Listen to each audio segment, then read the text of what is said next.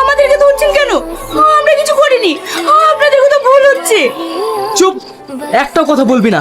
ভালোবাসার নাটক করে একটা নিষ্পাপ ছেলের পান কেড়ে নিলি। ওর মতো প্রেমিকাকে তো জ্যান্ত কবর দেওয়া উচিত।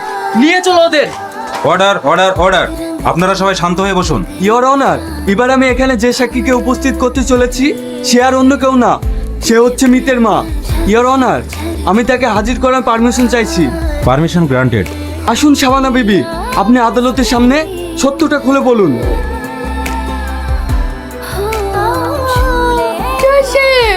এখন আমার নিষ্পাপ ছেলে, ও কোনোদিনও কারো অন্যায় করেনি।